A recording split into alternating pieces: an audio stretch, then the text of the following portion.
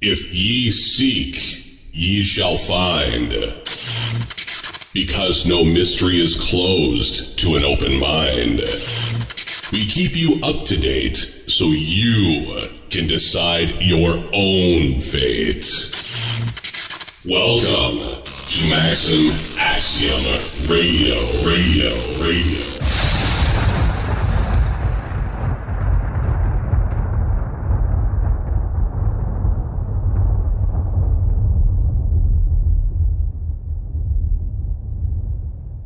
Greetings all, and welcome back to Maxim Axiom Radio. I'm your host, Roger Sylver.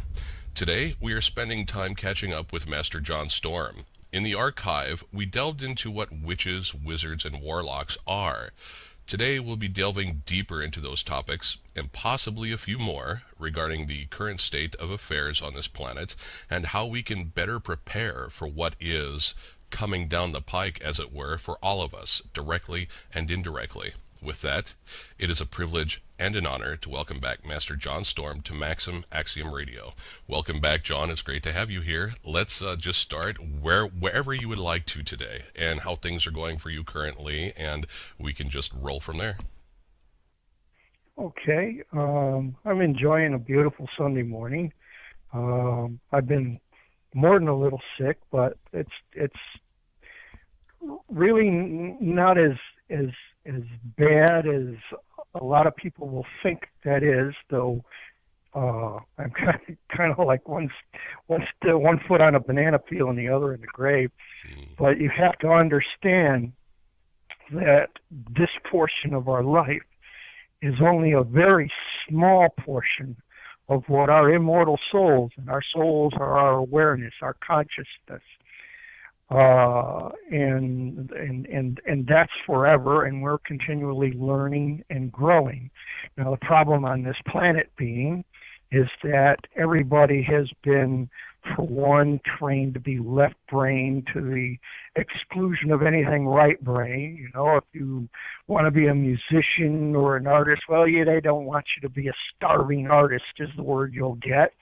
You need to learn something else, left brain, to give yourself a good trade so that you can buy a house, pay taxes, and raise up more taxpayers for them. So everything here in this paradigm is designed to keep you focused on the material world. Now, if any of you have been on my YouTube channel, Stormm53, and Storm is spelled with two M's, by the way, you've seen I've got two videos, and I'm going to add a third as soon as I can get the software together or the hardware together to work with it to do it, on perceptions and dimensionality. All right, you at your best are noticing 4 dimensions, the really, really witchy types and adept types 5, because you are using that right brain. You are connecting. That's a 5-dimensional part. Because here in the 4th dimension, time only goes one way. In the 5th, in your dreams and your perceptions, you can go beyond that in, not just 2-dimensionally front and back, but in every kind of dimension possible or direction possible. And this is what you're intended to grow into. That makes you a 5-dimensional being. You're able to see things in the future, see things in the past, see things in the present that are across the globe, or I've even gone interplanetary with some of my remote viewing and astral projections, only as far as Mars and stuff. But that was interesting enough. That was back in the late '60s when I was in Project Talent with the MK Ultra program. But like I say, we are designed. Our lives are designed to be a lot more than this. Not just the material world, but you have to understand that the universe or the cosmos is not primarily made up of matter. They would have you believe this. They'll build this big hadron collider over in CERN there so that they can smash these particles together at the speed of light to get smaller particles to find out what's the God particle. And they're missing the point because the whole structure of the atom. Now, the atom comprises everything that we see and we feel as being material, though it's kind of an illusion because it's 99.99999% empty space. Mm-hmm. And you have a lot of like-charged particles going around there. And, just like with the magnet, opposites attract and like charges repel each other. What keeps them from either collapsing in on themselves or just flying apart and not being, where electrons are not even related to their own nuclei? And the fact of that is, and it's an old scriptural thing, if you're Christian or Judeo-Christian and you come from that particular background, which the majority of Americans and Westerners do, there's a Bible verse, and I can't recall exactly what the address of it is now. It describes God, the Creator God, all right? It describes Him. By Him, all things consist. So the thing that's holding all of those atoms and defining them, deciding how many electrons, what the atomic weight of, is it going to be a hydrogen, a helium, or a gold atom, or an atom that's making up one of the molecules of the cells in your body? It's a consciousness that holds them together. There is no God particle. It's God holding all those particles and defining them and holding them together. It's that consciousness. Now, and the same goes for your own consciousness. You get that from God. That's where He's your Father. You're a piece of that original consciousness, given free will and awareness, and you occupy this biological body. You don't have a soul. You are a soul. Mm-hmm. And when your consciousness leaves it, this body just breaks down to nothing. It just turns back to dirt. That's your other parent, which I call myself a Danaan witch. It's one of the older forms of witchcraft. It goes back to the Paleolithic times. The Danube River Valley was named after Danu. It's where most of our people settled back in those times. The ancient Celts, the Norse, and that they're all basically the same people. Mm-hmm. John, yes? Can you spell that, please? Danaan for everyone. Danaan, Mm-hmm. Danaan. And the goddess is Danu, Mother Earth, Mother Nature. Thank you. You are a child of two parents, not just one, two. Your physical body is comprised of all of the elements of your mother, Mother Earth. She is a conscious, aware being, not human. We anthropomorphized her with this little stone booby doll that you'll see in museums or in pictures of that they found in Celtic tombs or ancient Celtic tombs. But you are a child of Daniel. You are also a child of the Creator, that spark of awareness that makes up your soul, your consciousness. That's eternal. It's going to live forever, and it's going to go back with Dad.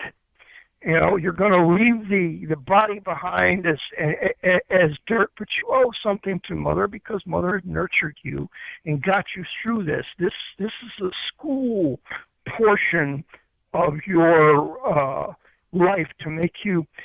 The Bible says, that we got the knowledge of good and evil. Now, it's not just a list of do this, don't do that, thou shalt do this. That's just a school book. It's kind of like you don't need to be told that. The idea is if you're doing the bad things, you're causing grief, you're causing pain, you're causing all kinds of bad things to happen. And everything we do, most witches believe, even the Wiccans, and most of their doctrine and dogma come from the ancient stuff. It's a reconstruction of the ancient stuff as much as they could get of it. Is everything that we do, good or bad, comes back on us threefold. There are rewards and there are consequences for everything we do. As souls, not just as bodies. Not always in the sweet by and by, though a lot of it does, but in the right here and now. And this is a school. This current paradigm is to teach you, to make you understand not just what is right or wrong, but why it is right or wrong? What makes it right? What makes it wrong? That's what you're here to learn. That's your knowledge of good and evil. And that's what you're going to take with you when you drop this carcass and you go on into the cosmos and evolve and grow as a soul, which is something I am looking forward to. I have no fear of death. The ancient Celts had no fear of death. And it wasn't they were just crazy and reckless.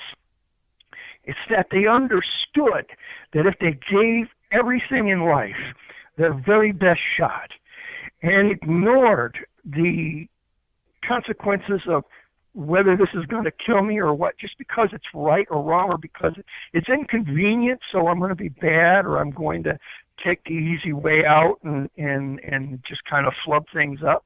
There are rewards to be had, and they understood this. So when it was time for them to go, whether they were standing on a battlefield with a sword in their hand or laying on their deathbed, usually with their sword nearby, sheathed if it's peacetime, bare if it's wartime, they have this fighting spirit, this fighting will. And this is a pagan thing, like I say, going back to Paleolithic times. The infrastructure was druids and witches. The druids were the solar part, the witches were the lunar part. Now, the dogma and doctrine of these witches and druids were basically everything you do, good or bad, it comes back on you threefold. At least with interest. Just about every major religion in the world has some variation on that theme saying the same thing. That means it's universal truth. It's true no matter who's saying it or practicing it or believing it or not. Okay. You know what? Can I ask you something really quick there on that point specifically? Well, let me add before we get to it, because I wanted to build up that a witch's or wise one's primary power is based upon their unbroken will and word. And you will see this in Celtic society. Even to this day, it has nothing to do with Christianity. It's from the ancient things where they are stubborn. You know, my wife used to say about me, that's Storm, S-T-U-B-B-O-R-N, determined. All right, that is what gives us that will, that unbreakable will to hold on, to go on. And this is our motive. This is our power. This is where we get this built up. And this is the thing that allows us to plow through and deal regardless of what the material world is throwing at us. Now, your question. Okay, thank you. Sorry about that. Didn't mean to interrupt. Didn't mean that at all. I'm not one. I'm definitely not one to do that. All right, let's digress a little bit. Okay, back to say for instance, let's take for instance actually. When I was younger, all right, I'm left brain dominant. I'm sorry, not left brain. Just about everybody is. No. I take that back. Sorry, I'm having a fit of dyslexia here. I'm right brain dominant. Right brain dominant. Yes. See, here we go. Now I was predominantly left-handed. Now I'm ambidextrous. I can use both of my hands. Okay. That's good. Now I used to draw and write with my left hand, but my mother asked me years ago, she says, do you remember when you were in kindergarten, your kindergarten teacher, I still remember her name, she was an evil witch, I'm sorry, but she forced me to write with my right hand. Now I draw, paint and everything with my right hand, but I do many other things with my left, so it's kind of a give and take or whatever, so I'm using both hemispheres of my brain. But the reason why they did that is because they said, you have the devil in your soul, boy. So why was that? That's where you get that little Latin thing, dexter and sinister, for right and left. Okay. And that's part of it. That's part of the Roman. That's also part of the warlock doctrine. The sinister, all right, if you're left-sided, yeah, that's the right part of your brain doing that. They don't want you to be right brain dominant. It's all right for them to be right brain or to use both, but it's not all right for you because that makes you harder to control. You see beyond what they're telling you and the material rule that they keep pulling over people's eyes to make them amenable to following them. Understood. Okay. All right. Now, yeah, I just wanted to have that confirmed because, yeah, even back in the 70s, see, I grew up, I've grown up all over the place in the U.S., and now I find myself over here in England, in my 40s. So, if you asked me where I was going to be in my 40s, I would have told you dead. That was 20 years ago, of course, But, I would have said the same thing. yeah, see? So, but we lived in Salt Lake City, Utah. That's predominantly a Mormon state and everything, and very strict Mormonism. And then you had what you called Jack Mormons and things of that sort, But I still have Mormon friends, as a matter of fact. I reconnected with a buddy of mine from high school 25 years ago, and it's just like we never lost touch, I love you. I love you, Jade. Throwing a shout out to you. Anyway, but okay, now let's get back into religions here for a moment. Okay. Religions from all over the globe. They all preach that they are the true religion. And like, for instance, Lahila and I went into Whitby yesterday, and we stopped at a witch's shop, and I'll send you the link for that, because I mentioned you to them, and yesterday, and anyway, we were told by these folk that Cameron over here is trying to make it to where Christianity is the number one religion, such as in the U.S. now, where they're trying to use the Muslim religion to basically get people warring against one another again, because using religion against religion and killing each other off so they don't have to get their hands dirty. What is the difference between religion and spiritualism? I see spiritualism as actually being my own sovereign witness. All right. Yes, I am here because of a creator force, and therefore I am here co-creating. But with that, I also wanted to ask you, when you actually pass on, if you are actually standing in front of a tribunal of people, and are they actually judging you and showing you your life as you lived it on Earth to let you decide and let you discern and or judge yourself? Or do you feel that there's actually an omnipresent, you've been a bad boy or girl and you're going to HE double toothpicks? What say you about any of that? Well, we have to go back to a very elemental beginning on this. You have to understand that witches, druids, warlocks, the exception being wizards. Wizards are not necessarily clergy. They are people that just study physics and whatever of magic and stuff like that. They're more into the academia. All right, but witches, druids, warlocks, mages, we're all clergy. We're all priests and priestesses. Okay. There is a spirituality there. All right. Now Now the religion or the infrastructure called religion is a matter of who is administering it for what reasons, what their spirituality or even lack of spirituality. Some of them are very materialistic. You'll notice they pass those gold plates around and they expect you to put in your gold or your money, and you have to look at that money again, especially if you're American, and even in most other nations, you'll find, most of them will tell you witches are all devil worshippers, made a deal with the devil, and that's really ironic coming from the warlocks that hijacked Christianity. Around 300 AD, the time of Constantine. Constantine was the patron, just like Queen Elizabeth is a patron of the Anglican, or the matron of the Anglican Church. She is like the spiritual head, the Pope, so to speak, of that particular church. Constantine was the patron of the Babylonian mystery religion. All right, and him and his Nicene cronies, a bunch of rich old white guys, that were also pagan, warlock clergy, made up or took and hijacked Christianity. Before him, Christianity was a faith, it was a spiritualism, but it wasn't a religion. Their chosen symbol for each other was the fish. They celebrated Passover with the Jews because they considered most of them having come out of the Jewish people and out of Israel. There were Gentiles, pagans. When people think about Gentiles now, they think of Lutherans and Episcopalians and Catholics and those are Gentiles, all right, but that's not what the first century church was talking about. They were pagans, and they understood things that people don't learn in Sunday school today. For one, they understood when they proclaimed that Jesus was the Word made flesh, the Logos. It meant something.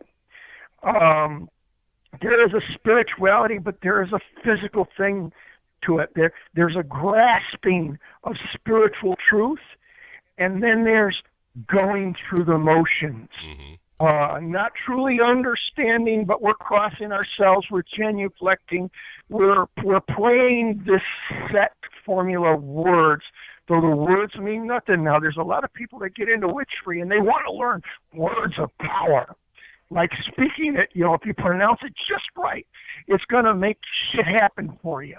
And it doesn't work like that. You have to understand what you're saying. You have to have a relationship with who you're saying it to. There has to be something there, just stepping out of nowhere and saying, "Oh, Roger, I heard you got paid today. If you could give me $20 till next Friday." And if you never saw me in your life and never knew me and I didn't have anything to do with you, I never talked to you unless there was something I wanted, I'm not likely to get that $20 or any kind of gracious response from you. Right. And it's the same with any other intelligent entity. All right? People like to play with gods as if, they're superior beings, but you're treating them like they're toys, like they're little wish machines that'll give you anything you want. And if they don't, you don't like them anymore. This is a very childish, this is a very unspiritual thing. This is what a lot of organized religion has become. The early Christians, I don't even like that term, before Constantine, they called themselves saints, and they called themselves the same thing in the Old Testament. These were not religious people. They were spiritual people. They were not what the Catholics canonize as saints. The miracles did happen because they had a grasp of what was working and why it worked that way. And it seemed like magic to everybody around them who didn't perceive that were stuck in the material and didn't understand that there was an underlying truth. Let's get to the underlying truth of Jesus. Now, there are many sons of God. You are a son of God. Ra is a daughter of God, the Creator. All of you are. Everyone listening, whether you understand it or not, Jesus understood it. And his disciples eventually understood it. Not right off the bat. The pagans understood when they start talking about the Word made flesh, because they understood something that quantum physicists understand now. Science is finally catching up with spirituality. And quantum physics is kind of a mixture of your physical reality and the underlying spiritual truth that holds it all together, by which all things consist, as the Bible's put it.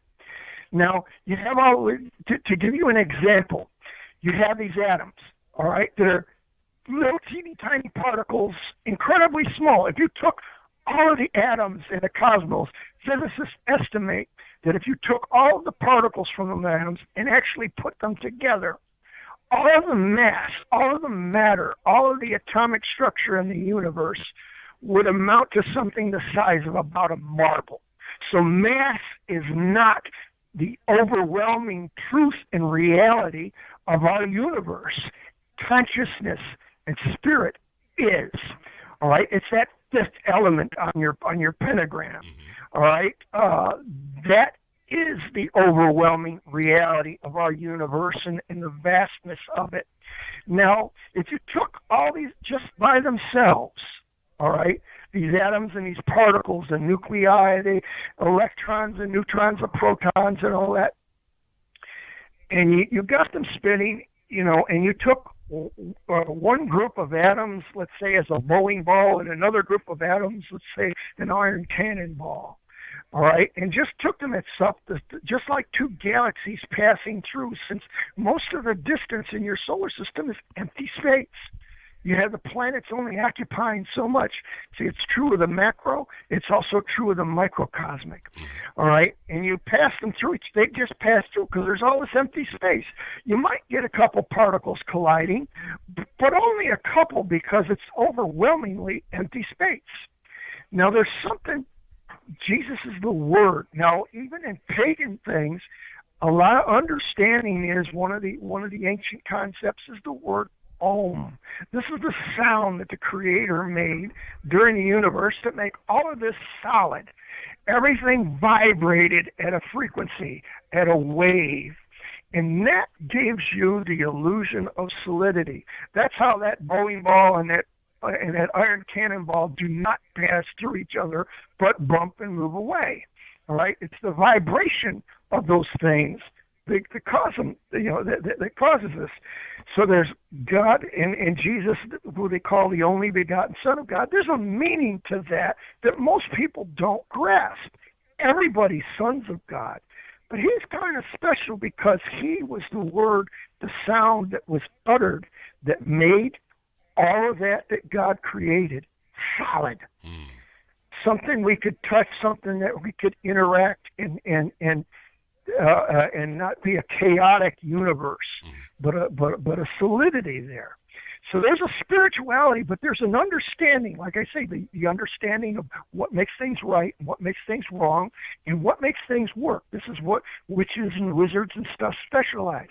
And they understand how things work. And it's like magic. People understand, an Aborigine understands if he throws a rock up in the air, it comes down fast. That's the law of gravity. It's an immutable law. You don't get past it. It happens every time.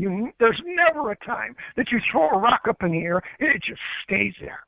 It always comes down. So you have these huge metal planes flying through the air. And it's like, how can that happen? How can that stay up in the air like that? It's defying the law of gravity. But see, engineers, wizards, physicists, witches, it's understand that there is another law, the law of aerodynamics, where a combination of factors of weight, lift, thrust, and drag create controlled flight, where this plane can stay up in the air. Now, if any one of those factors fail, it comes down fast, just like the rock did. It doesn't defy the law of gravity, it supersedes it. And this is what witches, wizards, and so on specialize in. They understand laws that supersede other laws. When you understand the definition of a spell is a period of time. A rainy spell, a hot spell, a dizzy spell. It's just a little period of time where certain influences or a single influence is brought to bear, something used to push something else to bring about a desired goal. There's different laws that supersede these things. So you'd use those factors of the law of aerodynamics to get past the law of gravity to get you into controlled flight.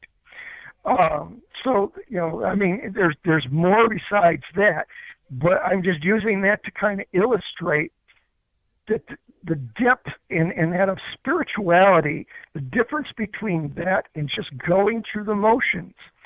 Now, there's a good thing about rituals. Rituals also help you get into the proper frame of mind. I am not a grateful and appreciative person 24/7. Sometimes I feel absolutely miserable, and sometimes that kind of overwhelms me a little bit. And ritual helps get you into the right mindset. But when you're just going through the motions mechanically, you really can't expect a lot to happen. You might get a nice feeling, but that's kind of like masturbating. That's kind of like stimulating yourself. You're not really connecting with anybody or anything else. You're just going through the motions and getting your jollies, dressing up and playing witch or wizard, as the case may be. But there are people that you'll find in churches, and they're using a ritual, and they are connecting. They understand that they are spiritual beings and that they come from this creator. You are a part of this universe. You're not a separate part. They're not disconnected. They're connecting. And you can tell them in whatever congregations you find them in. You can find them among Buddhists, among Hindus, among Sikhs, among Muslims, among Christians, among Catholics, among witches. And there's a lot of witches that don't connect. They're going through the motions. And eventually, sometimes going through those motions, eventually that little thing, the light comes on, that little brick hits them in the head, and it's like, that's what that means. That's how that relates to everything else. And so sometimes it does help. But when people get into that rut, every Sunday they're going into this church, they're going through these motions, and this is supposed to make them good. And yes, the church has a soup kitchen, so you come in and you bring your money. Now, the same church that would preach, stay away from those witches, don't have anything to do with them. Now, they're supposed to be preaching to pagans and reaching out and loving them. However, sticking hot irons on our feet, binding us up and throwing us into rivers and that does not very well demonstrate the love of God. Plain English, they missed the connection completely. They don't understand. This is the same pagan you're supposed to be loving and bringing in, and not necessarily in to put things in your offering plate. Because, see, they walk right past the beggar on the street, that homeless person, and they don't connect with them as a person, as a human being, as a soul. They figure, well, I put my money in the church plate and they're going to do something for these poor people, and that's that. Yeah, they take a nice big portion for themselves, and whatever's left over, well, they'll do for a few people in the soup kitchen, and it disconnects them. They fail to connect.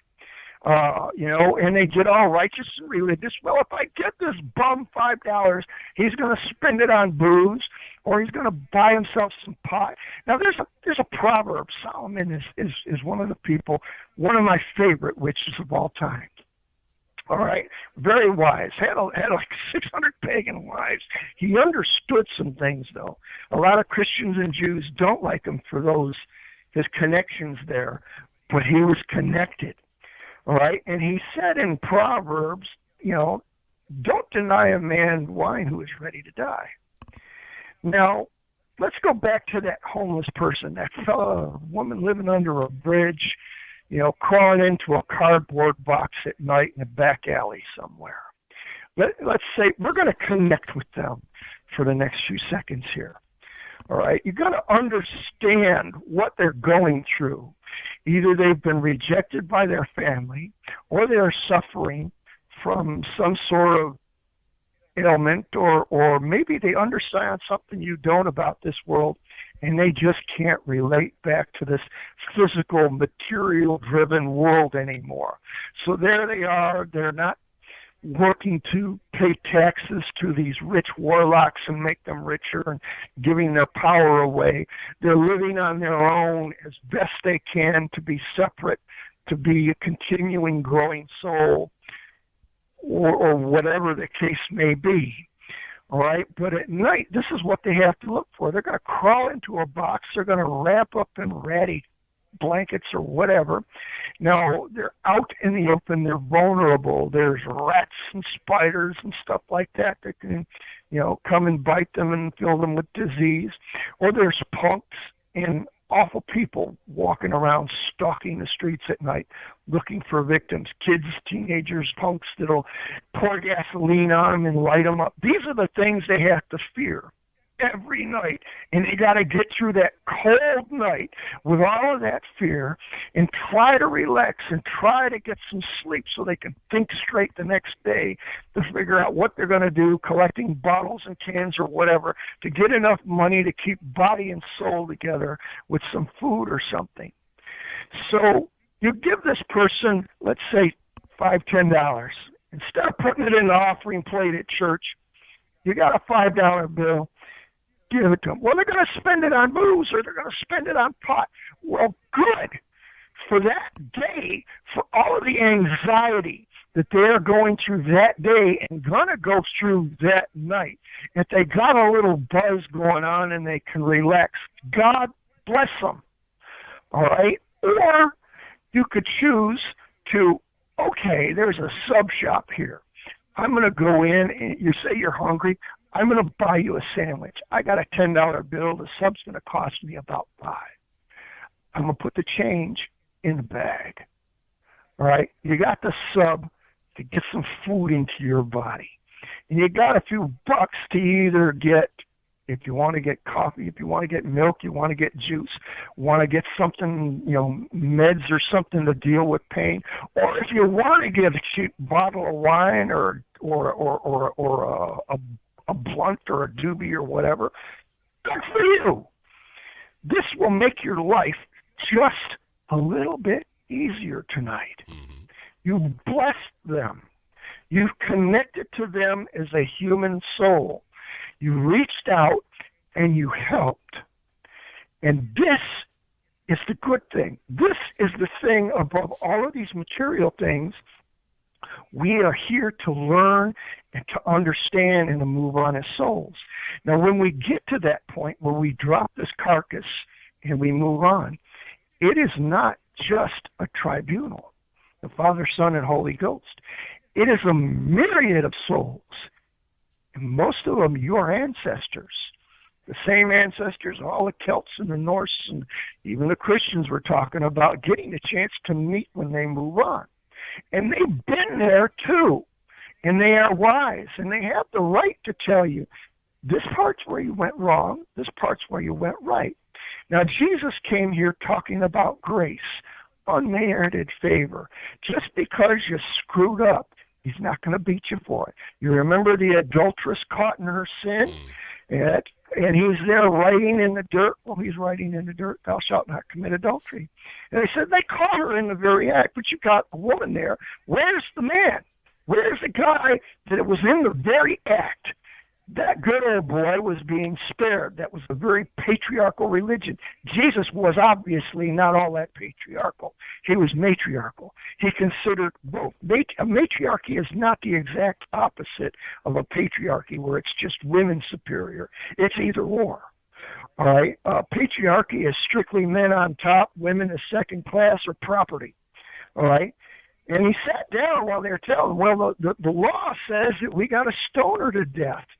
And he sits down and he writes in the dirt, but nobody tells you what he wrote in the dirt. And the only reason I know what he wrote in the dirt is because I'm a very five-dimensional witch. I had to know. I had to know who this was that people were talking about that had this power to do these things. And what he's writing in the dirt is the name of the good old boy that wasn't there when they were caught in the very act. And everybody sees it. And he's thinking about, okay, he without sin cast the first stone. Well, they let the guy go. He was not without sin, and they let him go. They got all religious and righteous about this woman getting killed, but not about him. So every one of them was convicted of sin around him and walked away. And when he looked up, they were gone, and just the woman was there, the adulteress. And he says, well, where's your accusers? He says, they're gone. He says, well, I don't accuse you either. Why don't you go and do a little better the next time? And that is the spirituality that we're supposed to get. Now, that's an interesting word that is used in the New Testament because it's written in Greek. And Greek is a very precise language.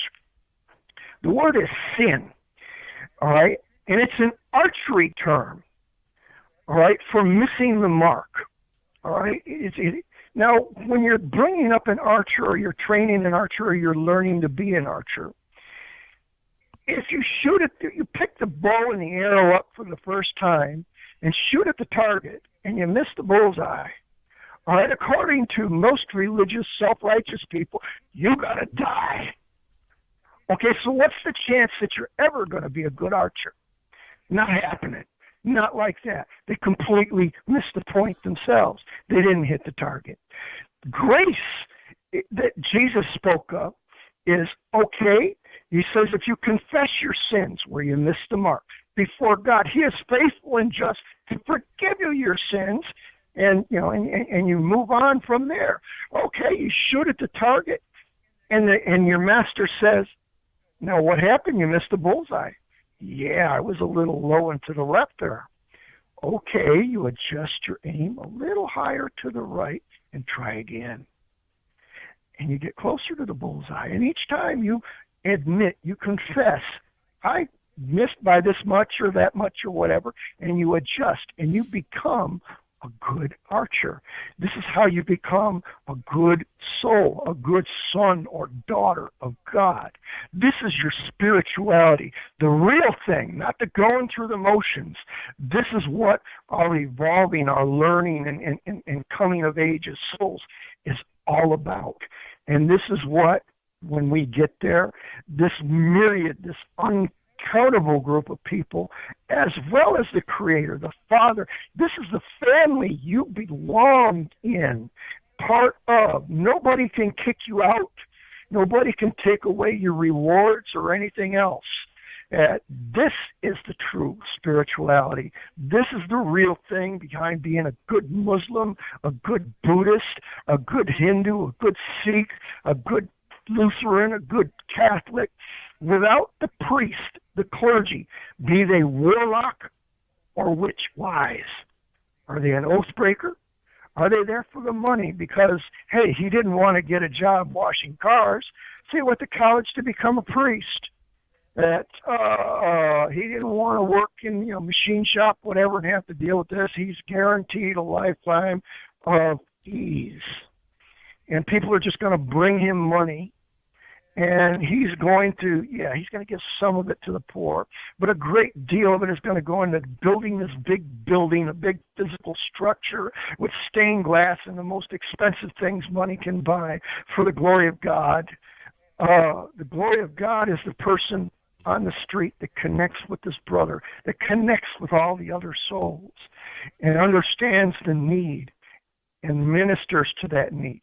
Directly, not indirectly through a priest, a priestess, or whatever.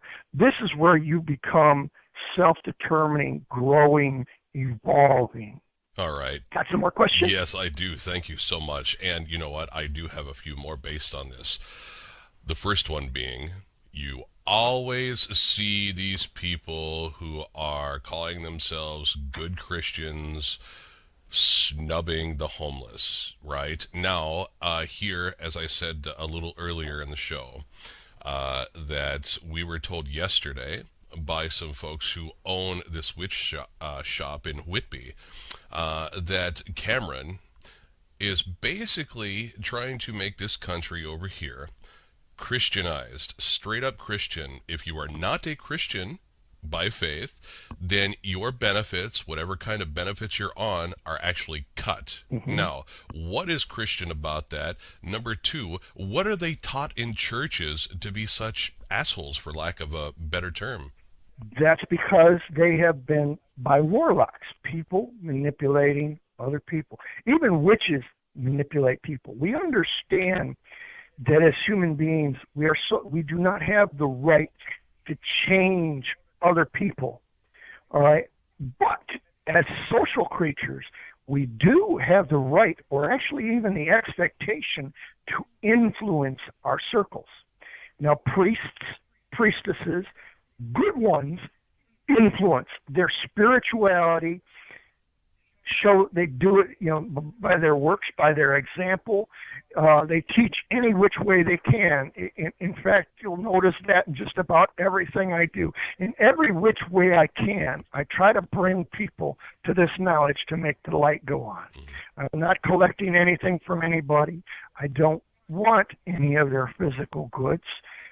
I want the spiritual karma that goes with being a good brother, in the Creator, in the grand scope of the universe here. But, like I say, around 300 A.D., Constantine come along and made that Christian faith a religion, all right, where once it was the symbol of a fish. Now it's the symbol of a cross, a very horrible thing. a very, very bad and criminal death, very horrible way to die. It takes hours to die on one of those things, and for all the pain that they put him through. All right, now there was many things these followers understood before Constantine came along and disconnected them from it. They understood the teachings of Christ. Christ had nothing good to say about religious people. If you go back and read any of the Gospels, you're going to find that out. Wow, this is not the way to make friends and influential people. Right. He told them like it was. When he walked into the temple and seen all the money making going on, he had a holy hissy fit. All right, and tossed them out, and you had to see that to believe it. Now, I went back thinking that I was going to find this really femmy blonde guy, a feminine-looking fella. I thought, as a pagan, just listening to the Christians, that Jesus was a real sissy if he was anything. And I found out I was so wrong. This is a man, a son of a carpenter, whose hands and arms never knew the meaning of Black & Decker. Everything, when you went to get the lumber, you went and cut down the goddamn tree that you needed, whether it was mahogany, ebony, oak, or whatever, and you made your lumber and you crafted it and you shaped it and everything by hand. All right, so you got to imagine this man. He was not a beautiful person. He was he was the kind of person who, if he just walked with his head down a little bit, you would never give him a second look until he looked you in the eye and he spoke. And then you'd understand something about him, about his connectivity. His connection would show, it would permeate, it would radiate at you. It wasn't just physical light coming off him like a halo, like the religious pictures. It was something you could feel right down to your blood and bones. All right, like I say, this was a man whose hands and arms never knew the meaning of Black & Decker. In one hand, he had this whip, like a cat of nine tails. In the other hand, he's flipping these tables over. And we're not talking about little fiberboard, plastic, and aluminum, fold-up tables. We're talking about big, hefty, solid wooden tables for holding weight and even livestock for sacrifices. With one hand, he's throwing them over. You have to get the full picture of exactly what was going on. Religion will tell you this little fairy tale, and you got this femme fellow with a whip in his hand, and he's tossing the tables over, and you're thinking, well, yeah, that's nothing. But what you have to understand, Israel was under Roman rule at the time, so they were not allowed to have a military. However, the cream of the crop of what would have been their military was the temple guards. And these fellas are standing around, and they're armored, and they're armed. Halberds, swords, you name it. They are not getting near this man. All right? To see him move was like poetry in motion. It was terrifying. It was like, don't ever piss this guy off. I don't care who you are. All these armed people, nobody laid a finger on him. And when the crowds gathered together to try to say, yes, he should be stoned because he doesn't believe the way like we believe, he just put his head down and walked through the crowd, and nobody noticed. That and this is what he did. Now, like I say, the religious people, they paint this picture. Now they're no longer teaching. I mean, you get to hear the things that he said and he did, but it's kind of stuck way in the background. All right? They don't celebrate Passover anymore because the Jews killed him. Well, geez, there was Romans involved too. What about those fellas? But the Jews killed him, so we're not going to celebrate Passover. We're going to celebrate Easter. All right, it's a Babylonian pagan religion. So are most of what you call Christian today. It is a mix. Now, in Revelation, it talks about this Babylonian mystery religion. It's what you call Christianity. People are waiting for this thing to start. It's been here. Almost 2,000 years. It's been here. And everything that he said and he did. Now, if you ask any of these formalized Christians, what's the most important thing about Jesus? He died for us. That was important, but that wasn't the most important. That's the only thing they remember about. He died for us. He got on the cross. He died for our sins. What are your sins? Well, thou shalt do this, thou shalt not do that. This is the list of do's and don'ts that you recite, but they're not in your heart. They're not in your mind. They're not in the core of your being that this is right or this is wrong. Why? Because we hurt people. We hurt ourselves. We hurt others. We do not grow. We stunt people's growth by causing these feelings and causing these things to happen. And they're not connected anymore. They were disconnected, and they were disconnected on purpose by these warlock priests. And now Christianity was brought through Europe, top down. They give you this picture of these, friars and monks walking through pagan Ireland and you name it, and bringing the gospel to all of these people. Now, before 300 AD, that was very true. And they brought a spirituality, that gospel. That gospel was all those things that he did up before he got crucified. All right, some of which he got crucified for. But they don't really teach that. They don't really stress that. They go back to that cross. That cross is there everywhere you look, always present. We get past all of that, bring it to the end. He died for us. And they took that message away. They took the rest of that gospel of what all of that was about. What is sin? What is grace? Well, grace is where you just kind of float along uneven ground and your shoulders don't bounce and just and rose petals pass in your path. And this is all kind of garbage and gibberish and entirely missing the point. This structured religion, this was a spell. This is a spell brought on by warlocks. Now, look at most people. When you look at the Hindus and the Sikhs, the holy men and the very religious folks, what is their holy language?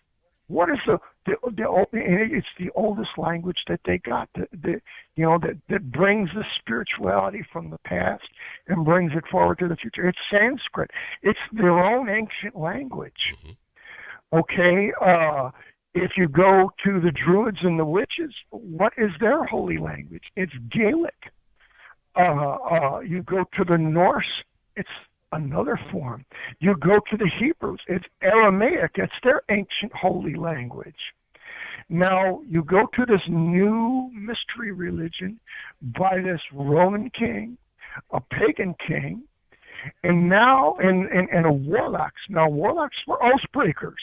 One word, they went into the mystery schools, learning all of these things of how to control people and how to make shit happen. At the deep, dark secrets of it, the craft itself is not evil. It's how the people use it. Like a gun is not evil, a sword is not evil, depending upon whose its hands it's in and what their intent to do with it is. All right, and that's true of the craft. Now, when you went into the craft, just like the doctors of the day, doctors, what you call an MD, was called a sorcerer back in our day. The Greek word in the New Testament for it is pharmakeia. It's a druggist. He's more than just a druggist, but that's his primary discipline, and he uses drugs to bring about what he wants to bring. You can do a lot of good things with drugs, or you can addict people to drugs and make money off of it. And this was the thing that gave sorcerers a bad name. Because they turn this way. The same that Big Pharma is doing today, it is the same sin, just with a different name tacked on it. Now, we go back to, the warlocks met in secret. Now, witches and druids and mages were out in the open all the time. Even Solomon was out in the open, all right? They went into these mystery schools. They took these oaths. The Hippocratic oath for the physicians and that. It's the same oath for most of us, that we will take what we learned and take it back to our homes and communities and use it to do good for the benefit of our communities, not at the expense of everyone else, for our own. All right? That's where the warlock says, okay, we take the oath, we learn the craft, and we use it for our own, to make our own power. That's why they always met in secret, even before witches became, quote, illegal by this new religion. The same religion made up by these warlocks. This Nicene Council and Constantine as the Pope and the head of this new spirituality, and nothing spiritual about it, except for them. Right, and control. Now, what's their holy language? Latin. Now, Latin is not an ancient language. Latin is a trade language. It's a language of doing business. It's the language of banking. It's the language of scholars trading information back and forth between Turks and Celts and Egyptians and Israelites and everybody. It's a trade language. This is the language of Wall Street. This is the language of your court system. These are warlocks. These are the same warlocks. Their holy language, their word magic, the way they use their words instead of keeping their words, as a witch would do, of bending it, perverting it, and everything else. That is what they do. It is the same craft. It is the same group of people that are into this whole thing, that same spirituality. That I call this the golden age of warlock. This is the warlock paradigm. This is the paradigm where warlocks rule. This is the paradigm that's coming to an end. People are waking up. A few. Over the years, it's more. There was a time I couldn't talk about this stuff to muggles. My grandmother would say, you don't wake up asleep. She called these sleepwalkers, was her word for muggles. Or the witches use the word Cowan, the non-witches, the non-wise, the everyday rabble. And if you told them the truth and told them the truth about their reality, well, I mean, I've done that before. I've had my brother-in-law actually in a fetal position, and others. I've done it, just showing them something that just violated everything they believed about reality. But people are waking up. I can say stuff like this now, and so you and some of your listeners, the little lights going on, this guy knows what he's talking about. How do you know when I know what I'm talking about? Because it connects, it resonates. Something inside you knows this to be true and wakes up to it. And we will change this paradigm. I mean, a lot more worse things are going to happen. But people are going to burn just because it's dark. Doesn't mean these candles are going to burn all the brighter and show up as a sharp contrast to everything around them. And people are going to see, and what is different about that guy, that gal? And it's going to make a difference. Now, some are never going to see. The overwhelming majority probably never will. Most people about 9/11, you got to say the whole country failed physics. Physics says gravity, the law of gravity, things fall in the path of least resistance. Now, beams pointing straight up is the greatest resistance. I made an example in my notes on my Facebook page. Make yourself a structure. Take 12 pop cans and 3 books and make a 3-story building. Now make the building fall down into its own footprint. You're going to understand something about the law of gravity. If you take any 1 or 2 of those pop cans from the bottom, it's going to fall in the path of least resistance. The path of greatest resistance is where the cans are still standing, which means if you pull the cans on one side, it's going to fall to that side because that's the least resistance. And these buildings should have toppled over and destroyed many other buildings on top of them, but they came straight down. Now, the only way you can make that happen is to take out all of the supports at the same time before that top can fall down at the speed of free fall, which we saw 3 buildings do on that day. Before the 104th floor can fall at the speed of free fall, the 103rd floor already has to be falling at that. And before that one, the 102nd, before that one, and on down to the ground floor. This does not happen in a natural way. You have to do that on purpose. If you take my example and make that structure of a 3-story building with the pop cans. Now you got to understand, these buildings, the towers had 48 load supporting structures per floor, not just 4. Okay? All of them had to be taken out in a certain sequence. Controlled demolition requires weeks of preparation and setting up the charges. All right? Everybody in America, I don't care who they are or how professional they failed high school physics. They took the story given to them by the warlocks, the oath breakers, the people with the word magic that can lie over and over and over again, get caught at it every time, and still be believed the next time they step up behind that podium with its occult symbols on the front or whatever behind them, and say those things, and people are going to believe that over the law of physics. Right? It just doesn't physically happen. A 100-foot wide plane does not fit into a 15-foot hole and just vaporize. But people believed it. Almost everybody in America. But a lot of people woke up and they saw this and they call them truthers. And it's a derogatory term, no less. Right. All right, which kind of tells you something, about everybody else. They want to believe the lie. They want the illusion. They want the safety, the security of the illusion. And this is, and people in religion want the illusion. Hey, I'm going through the motions. Yes, I act like a hellion and I'm a whoremonger and everything Monday through Saturday, but on Sunday I'm cleaned up and looking spiffy sitting in this pew, and God is going to believe that I'm a pious man or pious woman or a good person, a worthy soul to move on from here. And the truth of the matter is, of heaven and hell, this paradigm where we are right now, for some people, like the Rockefellers, the Rothschilds, is going to be as close to heaven as they ever get. And it's only going to last for 70 years, 80 years, less than a century. All right. But the truth of our lives is that we're immortal. We're going to live forever. We're only going to live a little while here, whatever time we're given to learn what we got to learn.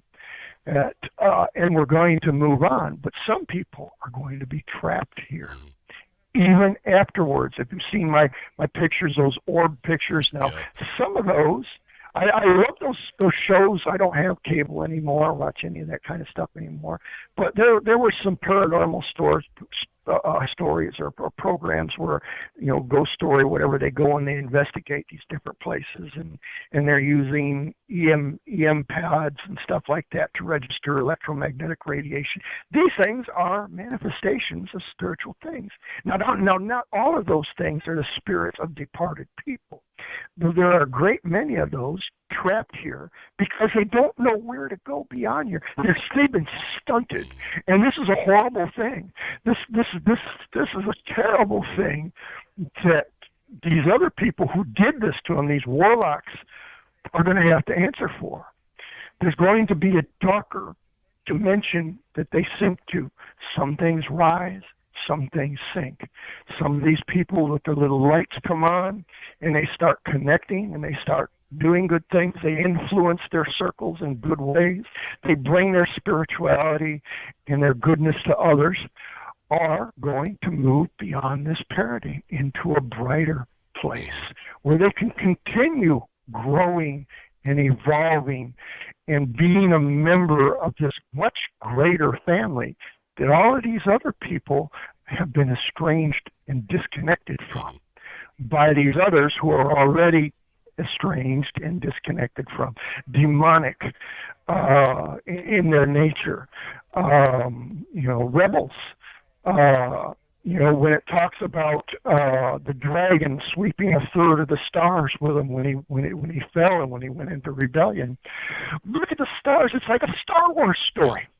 1/3 of all of those stars that you see in the sky at night aligned with this rebellion. Now, some of those stars and planets are consciousness themselves, like the Earth is, and they have their own Schumann resonance. There's a registration of their own life that radiates from them that you don't measure in 4 dimensions, but 11 dimensions or more.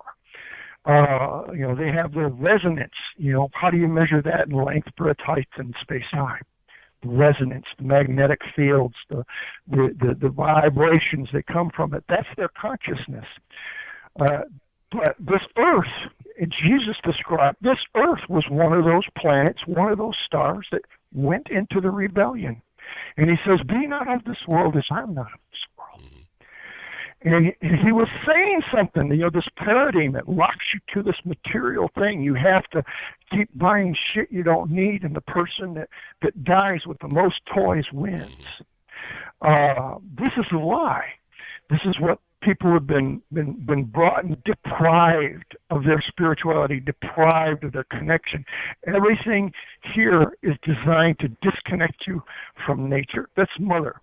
The first commandment with a promise, Paul said, was honor thy father and thy mother, that it may be well with thee and that thy days may be long upon the earth. Your father is a creator. The spirit that you were given is from the Creator. Your mother is the earth, not the Virgin Mary or anything like that. It's the earth. It's Danu. It's Mother Nature. It's Mother Earth. Everything, if you took everything that you are comprised of and break it back down to its components, you are a handful of dirt. Dirt, made from clay, made from the depths of the ground. The people in the scriptures are not religious people. I mean, a few of them were, but Constantine and his guys decided out of thousands of scripts what was going to be holy and canonized scripture. All right, but you got to understand, most of the people, there was like over 40 different authors of those 66 books, and notice they took 66. All right, they're big on their own numerology, and it kind of shows you what they are and where they are and what they're coming from. But the people that wrote those individual books were people writing in the words and the language of their own culture and time to describe a truth. The light that came on for them, it's like, wow, this is happening. And we weren't talking about a religious experience. Just like when somebody says, hey, I saw flying saucer land and I got abducted by gray aliens and they did this and that. He wasn't talking about a religious experience. He was telling you about something that happened to him. But there are other people out there. There's other intelligences besides ours. There's a truth to that. And this is what these other people, when they're talking about angels, they're talking about people not of this earth. And they brought this information to them, and they grasped it, and they took it, and in the language of their day and their time, they did their best. This was important enough to get the paper, which is expensive back then, especially. They couldn't print it out. People had to copy it out by hand, and they took the time to write it down and preserve it for prosperity, so other people could know what they learned, what they experienced that day and in that age, and try to relate to what they were saying. But religion has taken all of this and put stained glass spectacles on everybody's eyes, and they see everything in this disjointed, disconnected religious context instead of the truth of what it was and connecting to it and everything around them. They're disconnected. Well, if I want to talk to God, I got to go into this box with the stained glass and all these statues and all this other kind of stuff, or God won't hear me. I shouldn't pray while I'm sitting on the crapper because it's not a holy place, but it's kind of like the same God who made you, whose consciousness is holding your very atoms together, and even the atoms of your turds as you squeeze them out. But hey, it is an... They designed it to taper so that your asshole doesn't slam shut. He made you. He is not a stranger to you. He knows you more intimately than you could know yourself. Right, exactly. And it's important. It is an enlightening experience at the same time, isn't it? Yes, I mean, it all is. It all connects. It all has meaning and truth. And one is not connected or disconnected from the other. It's not us and them. There's Christians, and there's those guys, the Muslims over there. And it's all right if we send a missile to get that terrorist. And it's like, what makes him a terrorist? You invaded his country, and he's shooting back. If that happened here, you'd call him a patriot. Right. He doesn't like Americans. Well, geez, you just shot the other guys.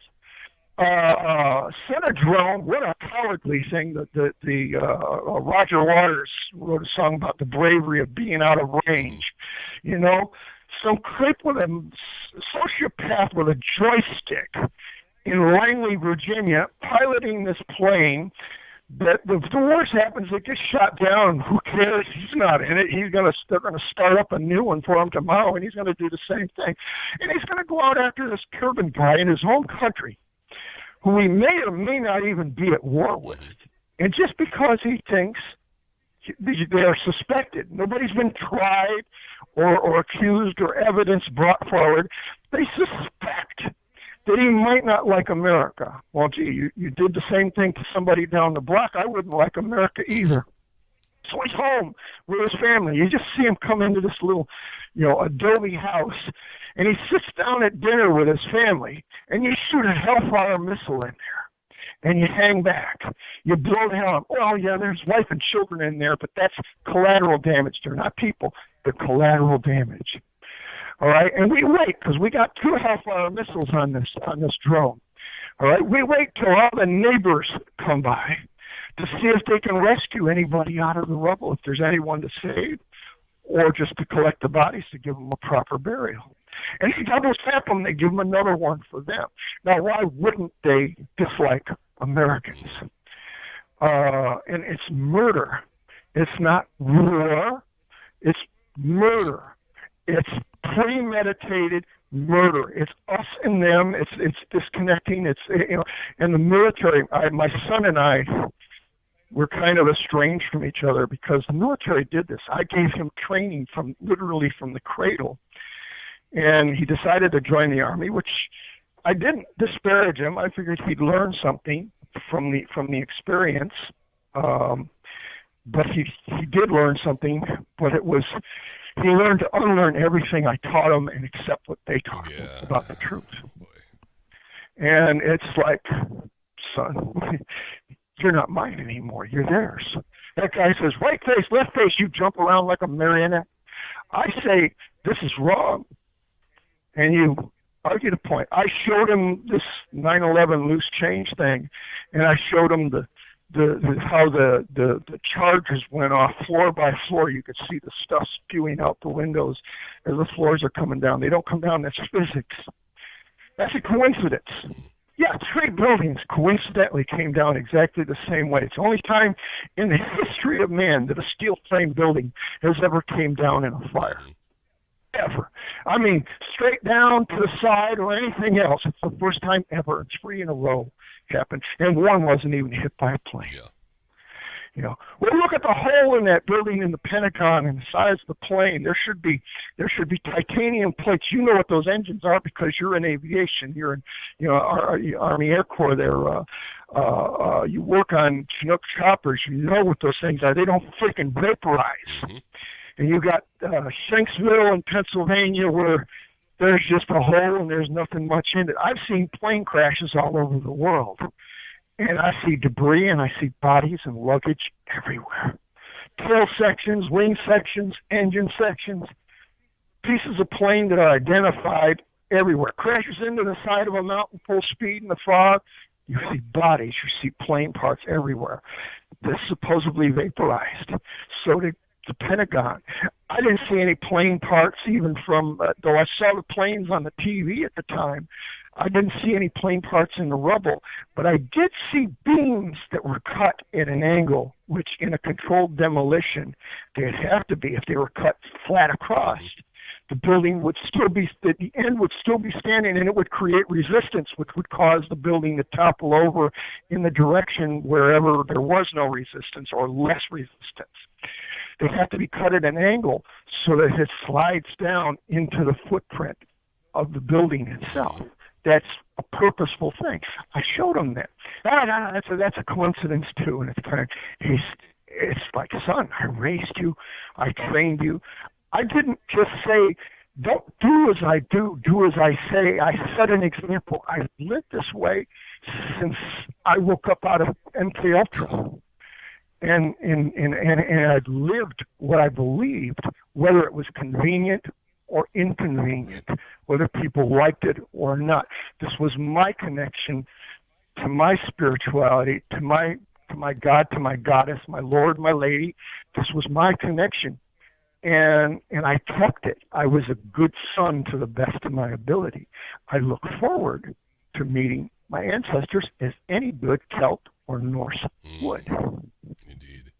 Now, because this is, I have to say this, all right, and I've said it on a show or two before with other folks, and 2 weeks, all right, but my ex and I, driving down the highway, not a cloud in the sky, and I looked at her, she looked at me, she said, "There's something wrong." I said, "Precisely, there is something wrong." She says, like the ley lines. She definitely had some things about her, but she said it's like the ley lines are not right. There's something going on. Things are too quiet. And I said, "Precisely." Well, we were driving back home to my place one day, driving down the highway, and I looked at her. It was the same day, and I said, and I was looking up through the dashboard, the windshield, looking up through the windshield of the car, and looking up into the sky, and I said, "There's going to be an attack on our land here in America, perpetrated by those who are saying that it was done by a third world country, when in fact it was our own people doing this against us for whatever reasons." Now, 2 weeks later, the night before it happened, I'm over at her place. We're kicking back, laying in bed, watching the tube, and all of a sudden, I just broke down and started bawling, John. I bawled with no freaking control. And she asked me, "What the hell is going on with you?" And I said, "I don't know." I said, "But I feel a tremendous loss, a very tremendous loss." So she actually started singing to me, "You're my sunshine, my only sunshine," because I could not stop sobbing. The next morning, I got up because I had to take the car in to be worked with. I had to take it into the a dealership. And I walked in there. My eyes were still all puffy from the night before, and I turned on the TV, and I'm watching the towers come falling down, and I said, "There you have it." But now, in retrospect, how the hell are you going to go and tell someone, "Hey, this is going to happen 2 weeks before it happens"? Number one, they're going to make you an accessory. They're going to make you the scapegoat, the way things are down here, all right? You're going to be their patsy. Yes. So how do you go about... They're going to be crucified. Yeah. And he says, don't be surprised if the disciple, the believer, the person who followed, the student who learned, is not going to be treated as greater than the master. They're going to crucify you for what you believe and for what you share. You're infecting others, and they'd rather have those others under their thumbs.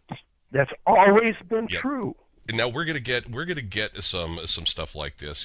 I know we're gonna get flack for the show, but I really don't care. Number one, and number two, I get flack all the time for you. A lot of what I'm suffering now is a result of that, and it's like, I'll take it patiently. I'll take it gladly. I've only got a short time left to deal with this.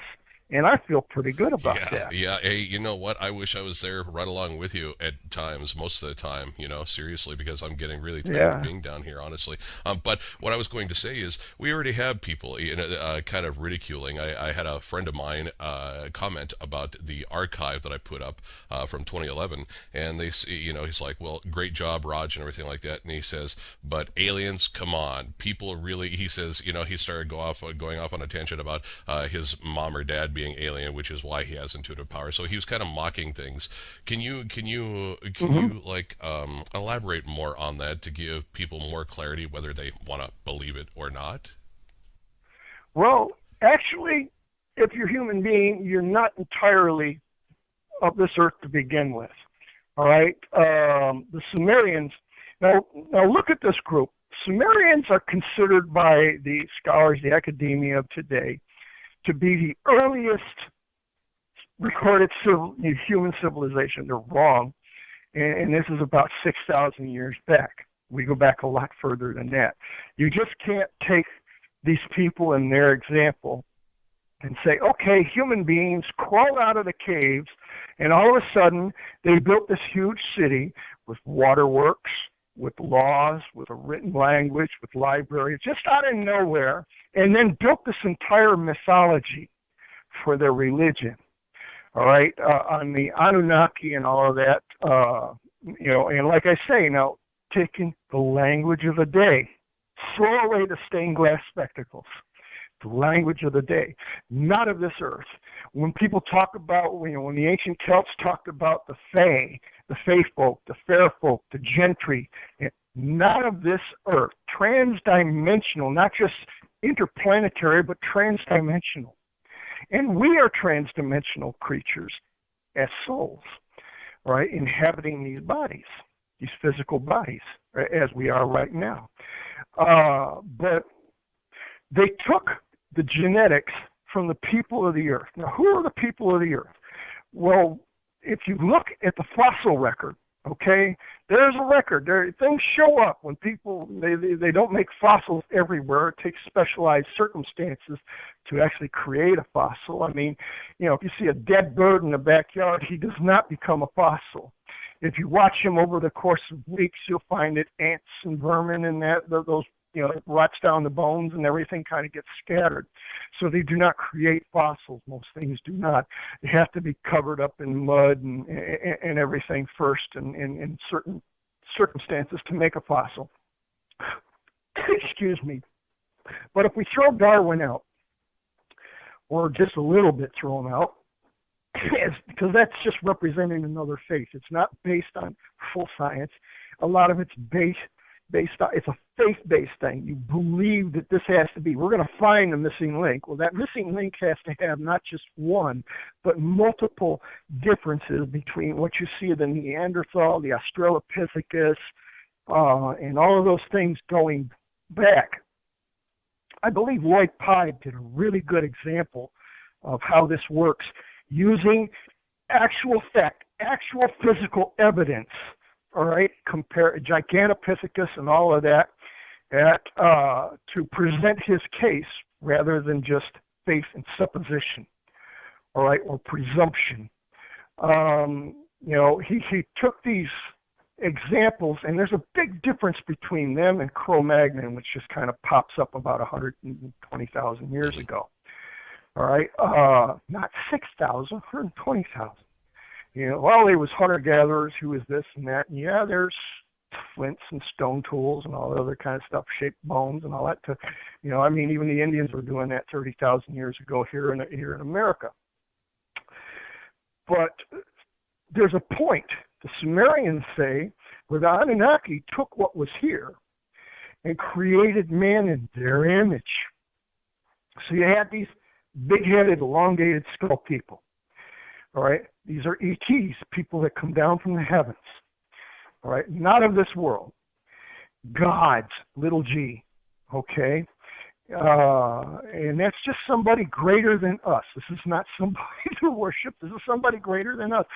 People worship gods, people with greater talents than themselves, singers, actors, performers of various types, people who can skate well, dance well, acrobats, martial artists. They're gods, they're celebrities, they're stars.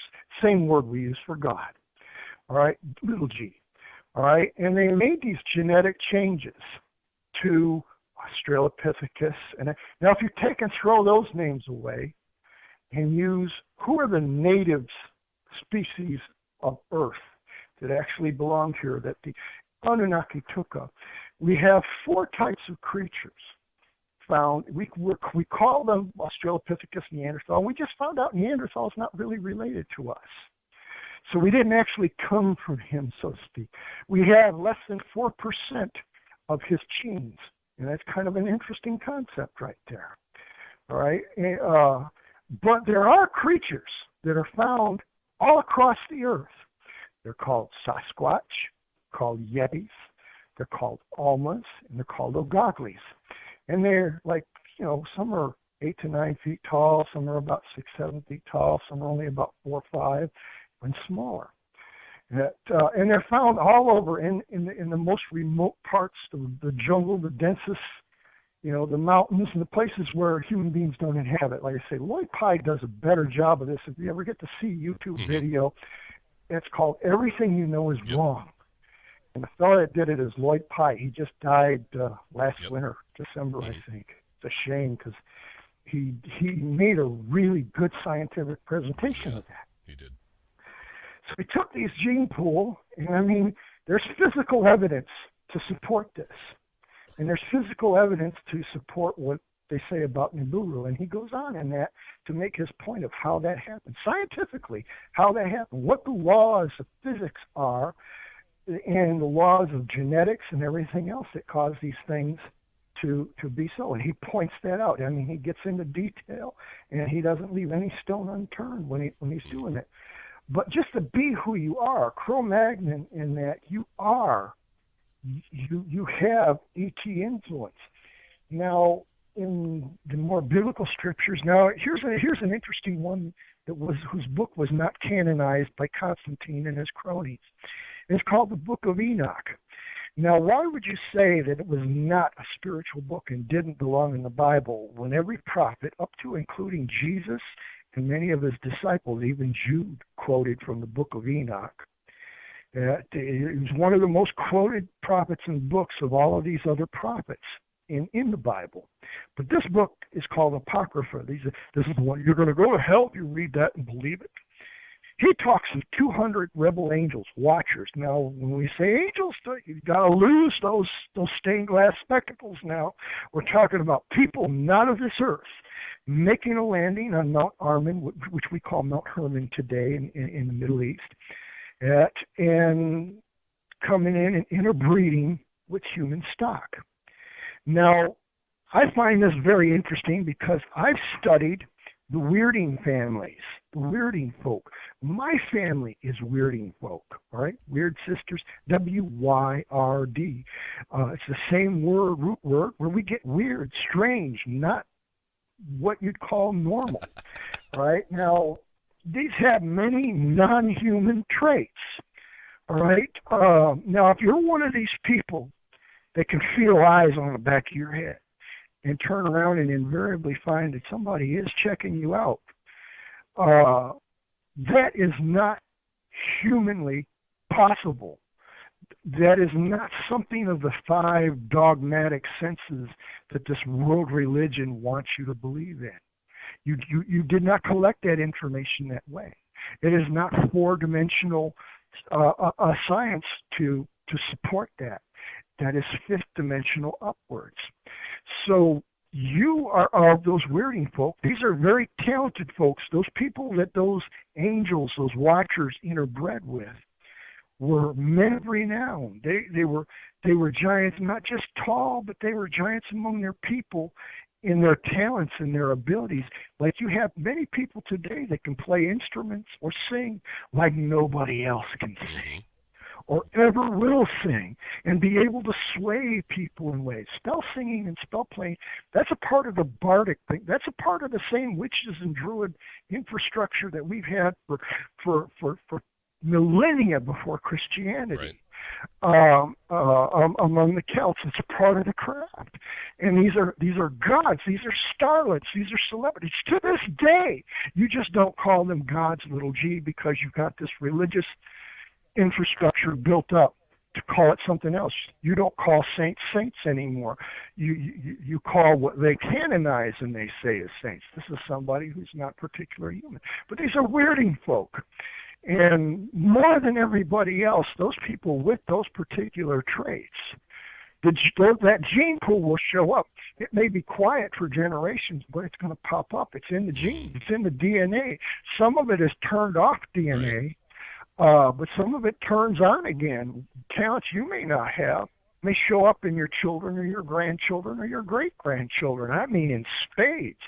In our family, we call about every 3rd generation produces an adept. An adept for us is a witch who can do almost on a whim what it takes the whole coven to get together to accomplish. Because they're more connected, they're more of those little switches are turned on in their DNA. Right. Yeah, that most scientists call. So for aliens, some of you, your gifts are alien to this world, to this paradigm. So you yourselves are proof of that connection, that there are more intelligences, and that we're not the top of the food chain. We call those bigger than us, we call them gods. Just like you call people who are better athletes and better musicians and better singers and better everything, you call them stars. It's the same word if you take and break it down into your original languages. It's the same word we're talking about, and it's an otherworldly influence that brings that to bear. Now, if you want other things, okay, there's no evidence that this flying saucer landed. Well, let's go to Egypt, all right? And if you don't take that those pyramids were physically impossible to build in the way that the scholars like to say they built.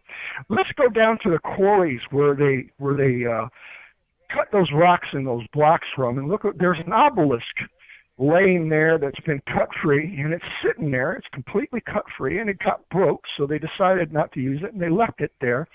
But it is 250,000 tons. We do not have machinery today that can move that thing, and that thing is cut. How did it get cut and separated from the bottom?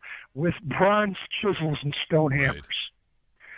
Okay, and let's go to Turkey, Baalbek.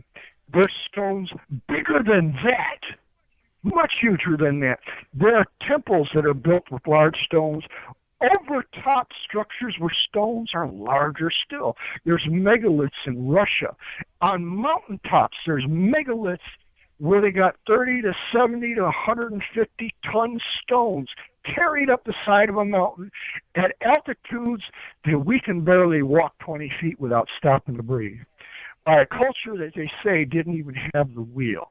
There's evidence everywhere across this globe. Some are under the sea, some are on land where you can go look at it.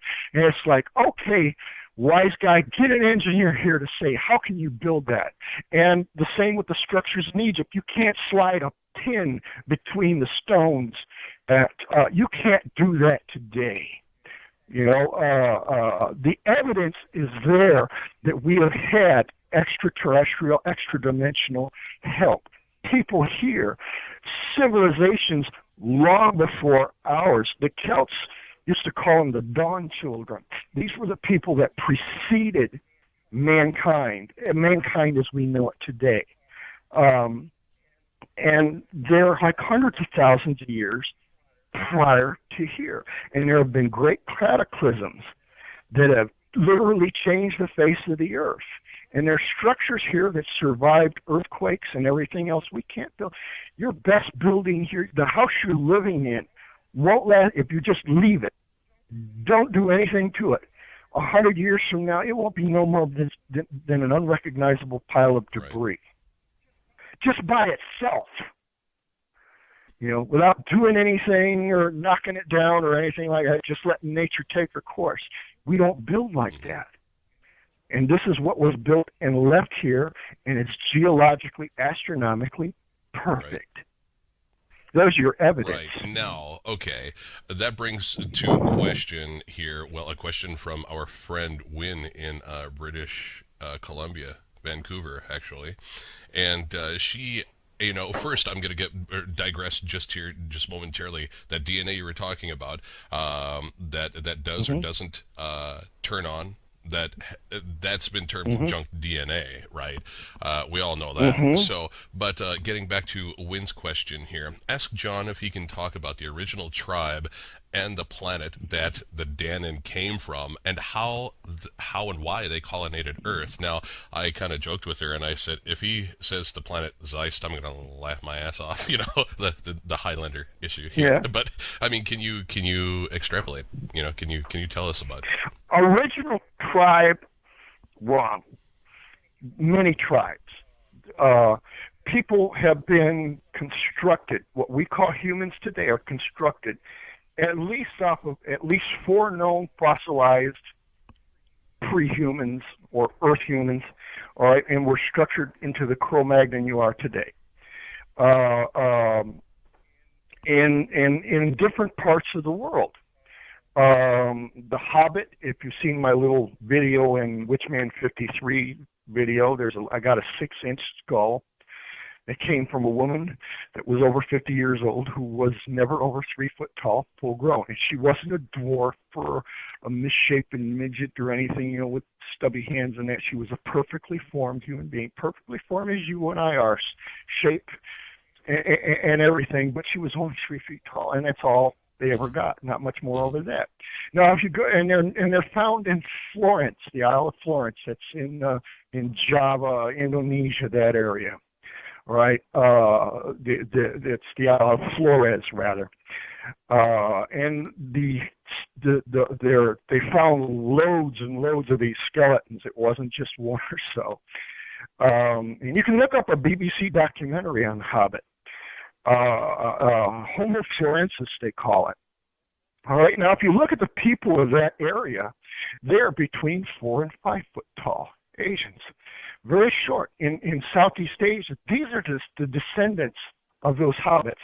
These are the human genetic hybrids from that original stock. Now, that original stock is also called the Sasquatch version that they find even today. If humans descended from monkeys, why are there still monkeys? If humans are descended or made from, in this case, the Ogagli, and in Indonesia, they call them Gogoribu, or the Agagli. That's kind of an Southeast Asian version of the Yeti. It's much smaller, about 3 foot tall.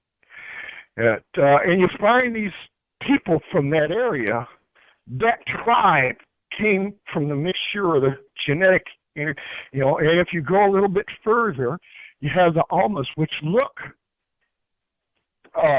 exactly like they're much stouter and stronger and more robust skeletons than ours, but they look exactly like the Neanderthal skulls. If you took the Neanderthal and put it together and put a little more fur on it, you have the Almas and the Yetis. Right. And the Gigantopithecus put some fur on him, and he's Bigfoot. He's Sasquatch. Right. All right, and there's people they come from these different. You got the golden giants of the north, and they're from the Gigantopithecus. They are a genetic reconstruction of the gods, the interference of otherworldly people higher on the food chain than we are. All right, that made these. So there's more than just a single beginning tribe. We all come from slightly different genetic earthly stock and stellar stock. So there's more than one tribe. And this is where our races, and as they come, and I don't say one is any better than the other. We are all constructed. We are all earthly. We are all stellar. Now, how and why did they colonate Earth, do you feel? They wanted slaves, just like they do today. They wanted people to do work, to bring them wealth, to bring them resources, to take, Americans think, and they're made to believe it. This is one of the lies that people are taught, that wealth is collecting these paper occult talismans that aren't really worth anything. They're not backed in gold. Right? They create wealth by printing money. That is not the way you create wealth. The way you create wealth is to take raw materials and make them into something useful. You take clay and you make them into pottery, things that people can use. That's wealth. You took dirt and you made something you could use. You took stone, you took steel, and you made something useful. That's creating wealth. People think creating wealth is earning money. And that is so far from the truth. It's incredible. But as long as you're a slave to that, every time one of those dollar bills or pound note passes, you say, I want $10 for this. But you got to pay taxes on it, which means a third party who had nothing to do with what you created with your hands and sold for that $10 has to get a portion of that transaction, or else it is illegal. You have evaded tax, and you can be charged for it. And these are the 13 richest of the 200 weirding clans, original weirding clans, that each royal family in every part of the world, I don't care where you go, whether you're in Egypt, whether you're in China, whether you're in Europe, whether you're even among some of the Native Americans. The ruling tribe is extraterrestrial or comes from heaven. People think, stained glass spectacles again, that we're talking about some place up in the clouds where an old white guy on a throne sits and makes rules that nobody understands. That the heavens is up. It's everywhere. It's around you. It's interdimensional. It's interstellar.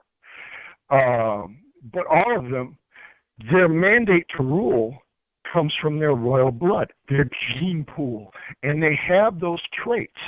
Now, one of the primary traits, one of the most coveted traits, we call in my family, we're a Weirding clan, just like they are, but not a Luciferian, Medinean. And I come from those golden giants. In other words, my stock is from those larger, from the Gigantopithecus mixed with the Anunnaki or whomever particular. There is a race that they call Nords. Look very much like, still just like me. Yeah, very talented, strong, fast, just like us, but more so. And that's an interesting fact. If you wanted to believe in Darwinism, there's one major thing that kind of stands out. You only use about 10% of your brain. What creature ever in evolution developed an organ they don't use and do not have a use for yet? You've been disconnected from it. And generally, the things that I teach try to get you to connect with more of it than you're currently using. And everything that they do in this paradigm is to get you to use just the left brain and as little of that as possible, so that they can take of everything you make, you just continue working and paying your taxes. Buy property, pay more taxes. You think you own it? Don't pay your taxes 1 year and see who owns it now.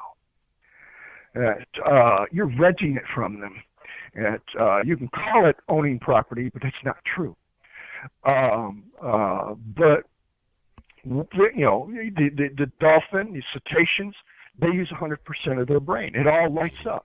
Only a small portion, about 10 to 15% of ours, actually lights up of useful, useful brain matter, gray matter. What creature ever evolved a brain they only use 10% of? Any organ. The chimps use 100% of their brain. You check out MRI, the activity, 100% of their brain they use. Well, they got smaller brains than us, but they're using the whole thing. Yeah. We're only using a small piece of ours.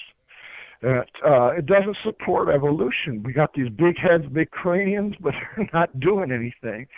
And that's because our ancient masters wanted those little genes switched off so it should work for them.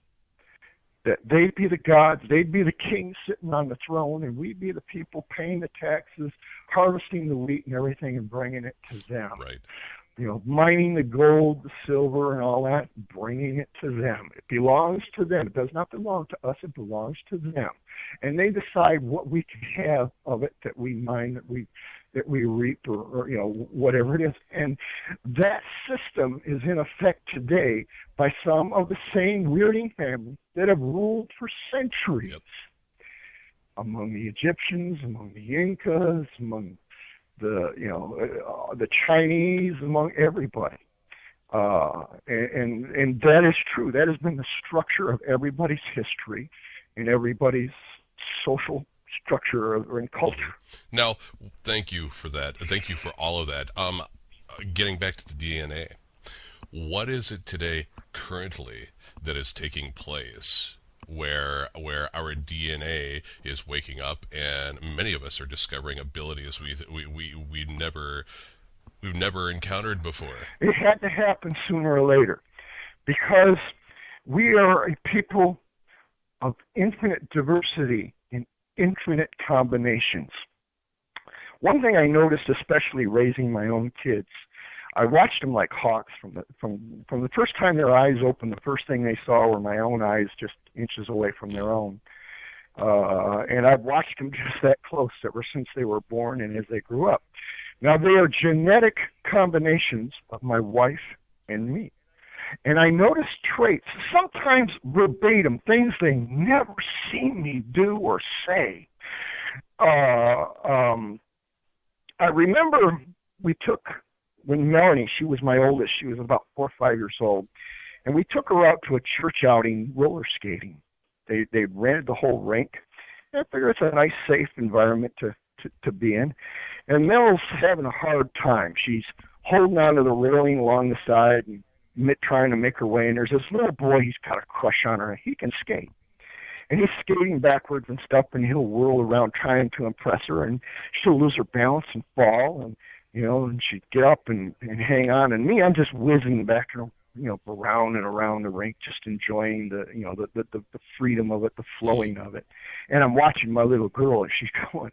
And at one point, she gets tired. This little boy who's trying to impress her, he thinks she's beautiful, and he wants to impress her. He wants her to like him.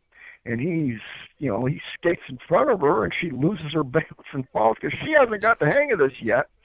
So at one point, I'm whizzing around, and she's got this little boy up against the wall with both fists in his face, and she says, "You make me fall down one more time, I'm going to give you a nose like Ronald McDonald. You understand me?"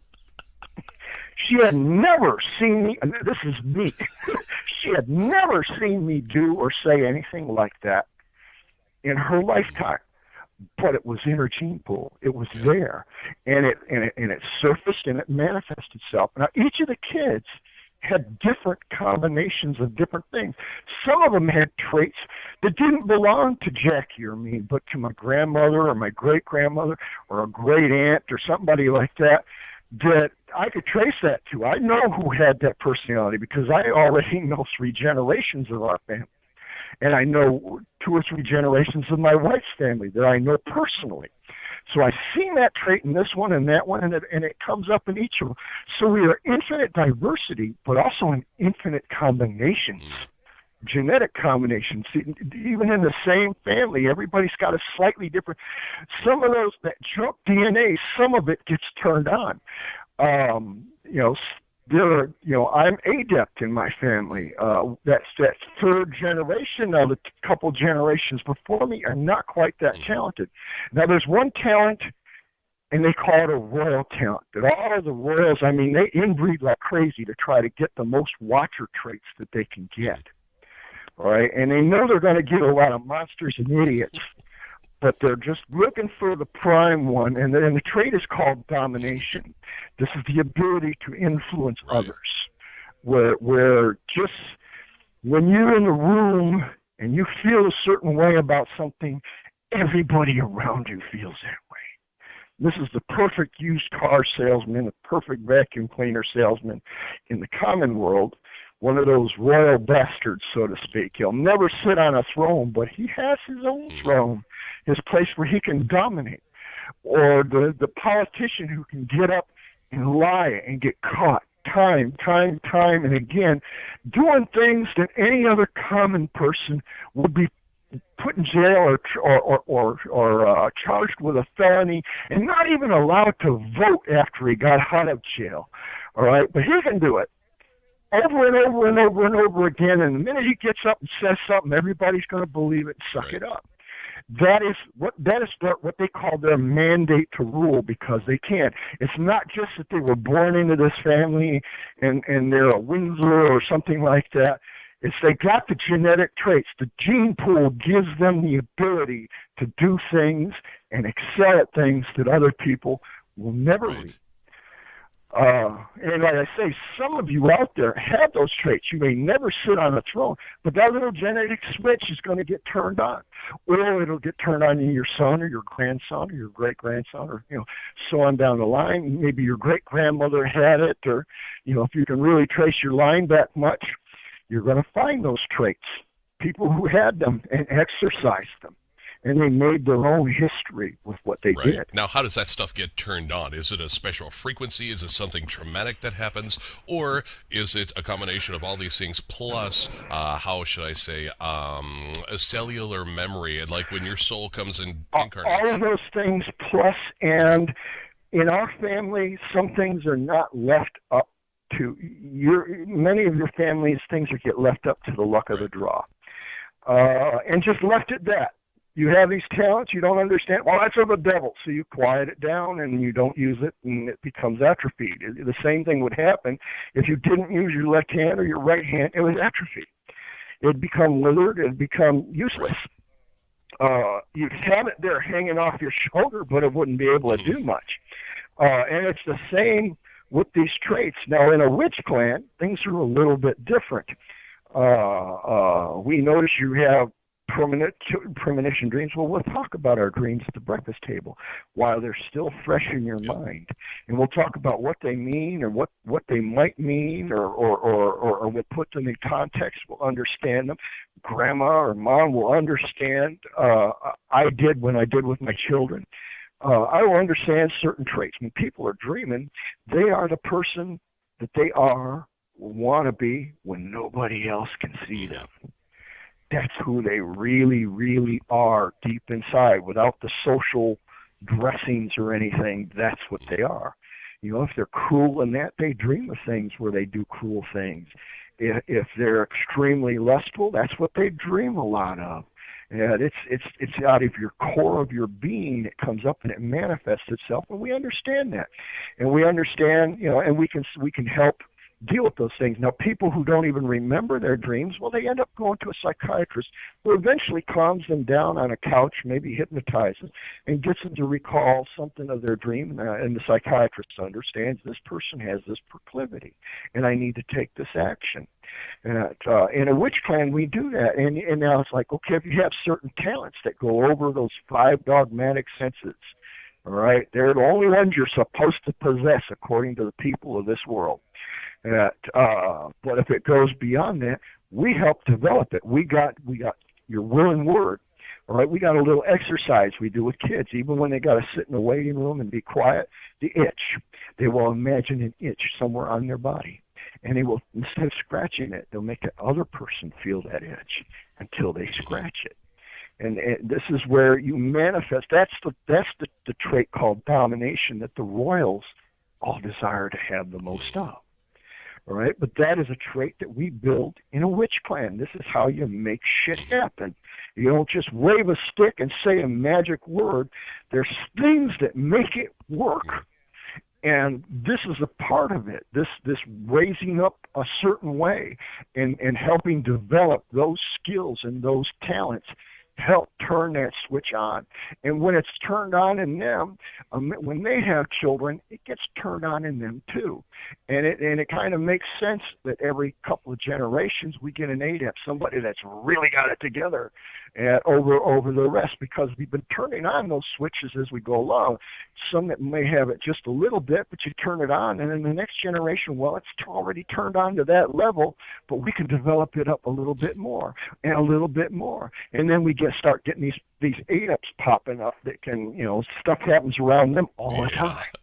Yeah. Hey, I have a little something here, a little story to share with you, if you wouldn't mind. Okay. I'm gonna run out of minutes probably in about another 10 minutes. Jeez. Just to all let right. you know. Well, you know what? Let's go ahead and wrap it up then. And one question for you, really quick: would you mind coming back and we could do a series of these, because people are very interested. I have questions here. My lady Lahila wrote up. I have more questions as well. Would you mind coming back and maybe doing this as a series kind of thing? Right on. Thank you so much. Yeah, just collect the questions and that, and you can always you can email me or talk to me through Facebook as we usually do, and tell me if you want to do a certain sequence or specialize in one certain area where the questions seem to kind of follow a certain order or something like that, and we can get some more structure. All right, that sounds great. Now, okay, cool, and I'll make this short and sweet. In 1996, and thank you so much, Sean, this has been so cool, but in 1996, my buddy and I are cruising down the road. I lived in Mesa, Arizona at the time. And he's driving. I'm sitting there passenger side, and he was up partying all night and just jibber-jabbering. His mouth would not shut off, right? We finally get up to the front door of the house. And as soon as, I'm unlocking the door, and he's standing behind me just jabber-jawing it big time. And I exhaled, closed my eyes, unlocked the door, and before I opened it up, I said in my head, I actually yelled it, "Would you just shut the F up?" And I yelled it in my head. I opened my eyes, and I was cool. Opened up the door, walked across the threshold. Now, here's a sealer for just what you just said. Okay? Remember again what I was saying about the consciousness holding all of the atoms, which everything around us is made of these atoms. Okay? And your consciousness fills those spaces between those atoms. Actually, it extends beyond there, because if we take Kirlian photographs of you, you'll find your aura extends further than just your physical body. That ability, that is your consciousness, that is your manifestation. All right? Now, what is preventing that consciousness from understanding the universe as it is, the atomic structure of that lock, and influencing, getting that consciousness in between all of the atoms, holding all the little brass molecules of the pins in that lock together and influencing them upward? See, there's things that stop you from doing it that you've been trained to do by this society, but there's things that kind of like, that's what it is. That's the truth of the universe around you, and you're a part of it. And for that moment, because of your mindset and your connection at that moment, you connected and made what everybody else would term a miracle. But that is something that'll be one day true of everybody. Yeah. This newer paradigm where we are free of the chains put on us by these warlocks and this one. This is what we'll do. Just like Jesus showed up in his resurrected body, and one minute he's talking to these fellows on the road to Emmaus, and the next minute he appears in a locked, shuttered upper room back in Jerusalem with his disciples, just like that. And he's physical. He has them touch him. And he says, look, ghosts don't eat. You got something to eat? Sit down, eat a piece of fish. He's talking to them. This is what you and I and all of these sons and daughters of God will be capable of, and more besides. Nothing will be hidden. This is what we're heading for without the chains of darkness put on us here. Right on.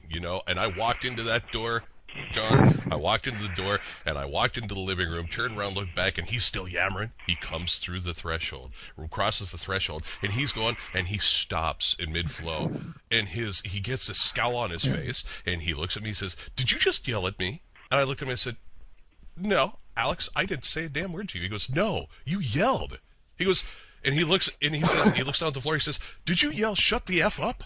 And I looked at him, he looked at me and he says, "How the hell did you do that?" And we both just lost it. We sat there and laughed for about an hour. This was what most people experienced when Jesus was around. Like I say, looking at him, you wouldn't give him a second look, except he was a very physical guy.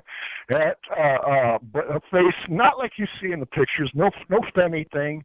This was a hard-worn, rather plain face. But when he looked at you and he had that intensity in his eyes, it screamed at you, "Back off. Keep that sword in its sheath. Don't let it while I chase these merchants out of the temple."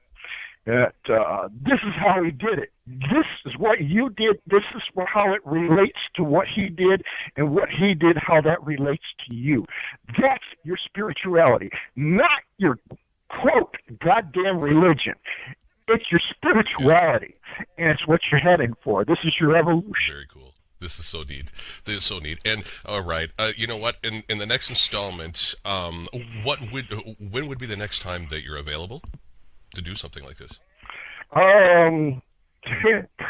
Probably in about another week or so. Okay. I'm surprised they didn't give me my other 250 minutes, but I can do another 2 hours in a couple weeks if you like. That would be absolutely tremendously splendid and outstanding, because I love this stuff. I love talking about this stuff. I love getting it out there, and I do feel that is one of the main reasons, if not the main reason, why I'm here and what I've experienced in my own lifetime, which brought me to this point. And I'm so happy that I've been able to share it with you, and you share with me, and we're sharing with everybody out there. It doesn't get any better than this, no matter what people scoff at or whatever, There will be some that it connects to and makes all the difference in the world. I mean, changes everything for them. Right on. All right, John. Thank you so much, and thank you for taking your time on this awesome Sunday to hang out with us. And much love from Lahila and I, and everyone affiliated with Maxim Axiom Radio. And yeah, if you would like, just send me a message on Facebook and let me know when you're ready to go, because I can do this at any time usually. So. Okay. Actually, I'll be heading out to the library, which will be opening just about now. Yeah, so I'll be on my way. And the interesting thing, when I'm walking there, all the lights change for me. I never even have to stop at the corner because I know exactly what you're talking about, and it's been developed a little bit more. Doesn't make me better than you. It just means I've been there and I'm a little further up the road. And you're heading up that road, too. I'm not better. You're heading up the same road, and so is everybody else. Understood. Thank you. Thank you so much. Brother John, Master John, you have a good rest of your weekend, and we'll talk to you in a couple weeks. Okay. Have a good one. Bye-bye. Bye-bye.